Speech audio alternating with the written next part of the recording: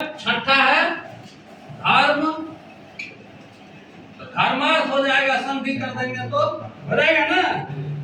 काम मोक्ष, धर्मार्थ काम मोक्षानाम, काम मोक्षानाम पुरुषार्थ, चतुर पुरुषार्थानाम लिख दो। चतुर पुरुषार्थानाम प्राप्ति है ना। यानी पुरुषार्थ चतुष्टय से सिद्धि। ये जो है वेद पढ़ने से धर्म की प्राप्ति होती है, अर्थ की भी प्राप्ति होती है, काम की भी प्राप्ति होती है और मोक्ष की भी प्राप्ति होती है। तो ये हो गया। और सातवां है लोक कल्याणस्य तथा आत्म कल्याणस्य साधनम। वेद जो है लोक कल्याणस्य माने समझा, दूसरे का कल्याण। लोक कल्याणस्य तथा आत्म कल्याणस्य, आत्म कल्याण माने अपना कल्याण,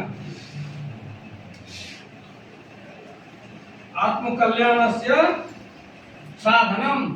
वेद जो है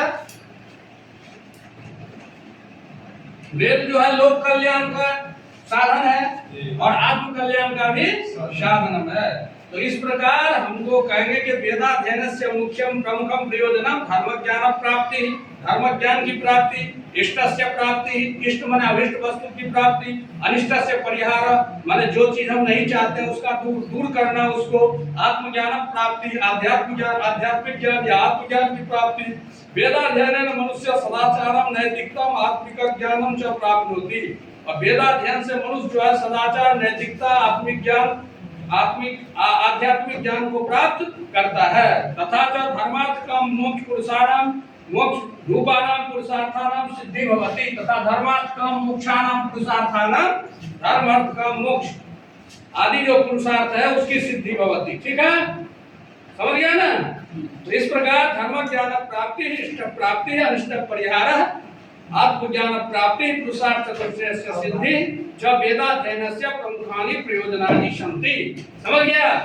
तो इतना जो है इसको याद कर लेना है सबको, जो कि तुम लोगों को जो जिसके कोर्स में है उसको तो प्रश्न तत्काल पूछेगा, जिसको नहीं है उसको अगले साल पूछेगा, है ना। तो इसलिए तुम लोगों के लिए ये बहुत उपयोगी है। 4 को तैयार करना, फिर आगे देखना। ठीक है, चलो हो गया।